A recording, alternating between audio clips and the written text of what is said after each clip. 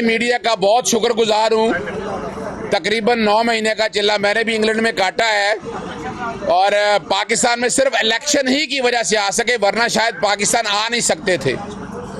आज मैं election commission के सामने पेश हुआ हूँ। मैंने 2 केसों में मेरी टीम ने वाज़े तौर पर सबूत रखे हैं। जरा सुनिएगा सबूत क्या है। सबसे पहले PP 35 से PP 35 से मोहम्मद यूसुफ उम्मीदवार थे PTI के, उनको 7-8 दिन पहले इलेक्शन से पहले अगवा कर लिया गया। पुलिस ने झूठे मुकदमे दर्ज कराए। पहले गुजरांवाला में डिस्चार्ज हुआ, फिर सियालकोट में, हाँ लाहौर हाई कोर्ट ने सख्त एक्शन का कहा और फिर हाफिजाबाद ले गए और फिर उससे बाकायदा रिटायरमेंट पे जाली दस्तखत करवा के उसको रिटायर करवा लिया गया। रिटर्निंग ऑफिसर दौड़ लगाता रहा, उसको लिखा कि नहीं भाई कोई रिटायर नहीं हुए, और उसी दौरान हाई कोर्ट ने रिपोर्टें मांगी और इलेक्शन लड़ा और मोहम्मद यूसुफ हजारों की लीड से जीत गया। यानी इतना कुछ फसाइयत करने के बावजूद एक सादा सिंपल से कि पाकिस्तान तहरीक इंसाफ का कैंडिडेट था और ये जो जुल्म हुआ आपने सारा देख लिया। उसके बाद धांधली की गई, फॉर्म 45 तब्दील किए गए। ये अदालत के सारे सामने चीजें, कमीशन के सामने सारी चीजें रख दी हैं। हाई कोर्ट में भी पहले गए हैं। 22 तारीख के लिए रिटर्निंग ऑफिसर को बुलाया है, नोटिस किए, रिकॉर्ड मांगा है। अगली धांधली सुन लें, NA 158 की ताहिर इकबाल साहब MLA के कैंडिडेट थे और पता है आपको कैंडिडेट कौन थी? तहमीना दौलताना। पहले तो 30 दिन पहले प्रिजाइडिंग ऑफिसर बदला नहीं जा सकता, इसमें प्रिजाइडिंग ऑफिसर बदले के मर्जी के लगाए गए।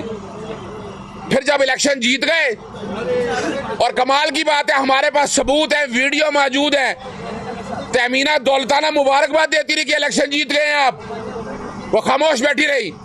फिर आपको पता है फेविकॉल आप गया, फेविकॉल ने कमाल दिखाया यहाँ पर।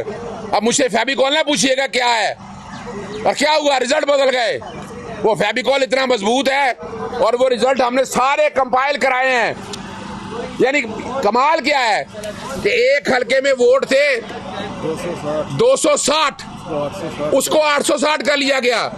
356 थे, उसको 956 कर लिया गया।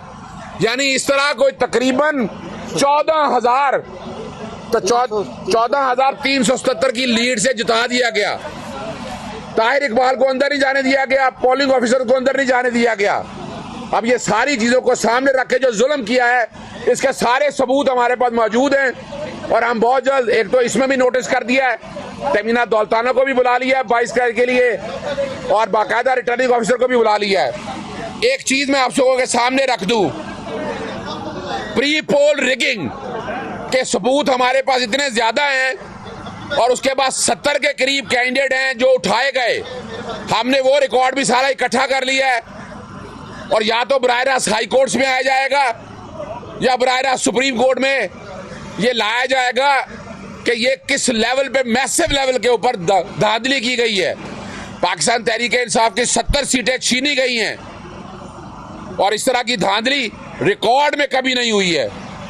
और इसका एक ही वजह है, इन सब के पीछे फेविकॉल है। फेविकॉल नहीं पूछना आपने मुझसे कौन है।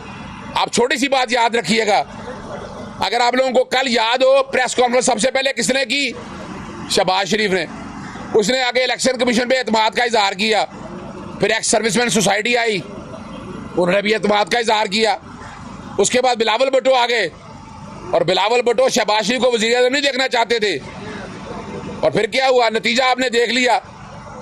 हुकूमत बनाने जा रहे हैं, अक्सरियत है नहीं, शर्म से डूब मारने का मकाम है। जरा सा स्पोर्ट्समैन स्पिरिट होता तो जमात इस्लामी से सीख लेते, तहरीक लब्बैक पाकिस्तान से जीत लेते, प्राइवेट कैंडिडेट जो मुस्लिम लीग नून के थे उनसे सीख लेते कि भाई जो वोट डला है पाकिस्तान तहरीक इंसाफ का, वो उसका वोट है और ये उनका हक है। इन सबको चाहिए कि कौम के सामने कुरान पे आकर कसम दें कि वो इलेक्शन जीते हैं। कौम को समझ आ जाएगी, सारे भाग जाएंगे। मुतालबा एक ही है, इलेक्शन कमीशन के पास एक वक्त है अपनी गलतियां सुधारने का। तकरीबन 150 या 100 150 के करीब पिटीशन आ चुकी हैं। क्या सबूत है इस बात का? 859 इलेक्शन में से कितने डिस्प्यूट हो गए? अब एग्जैक्ट तो नहीं मुझे पता, लेकिन 100 से 150 करीब पिटीशन है, तो ये तो 25% से ज्यादा डिस्प्यूट हो गया, यानी 1/4 इलेक्शन से ज्यादा डिस्प्यूट हो गया है कि जिसमें धांधली हुई है। तो इलेक्शन कमीशन को अब सोचना है कि ये सीटें वापस देनी है, वरना तो फिर नया इलेक्शन बनता है। ये सोचना है इलेक्शन कमीशन को। Thank you. सर, फेविकॉल का नाम आपने ले रही है, खौफ की वजह है या ऐसे माता कदम में कहीं आपने? देखिए फेविकॉल का नाम मत पूछिएगा ना। फेविकॉल, देखिए फेविकॉल काम क्या करती है? वो जोड़ के रखती है। इस वक्त पीडीएम को जोड़ के किसने रखा है? इलेक्शन कमीशन, यानी पाकिस्तान तहरीक इंसाफ के खिलाफ कोई महकमा बता दे।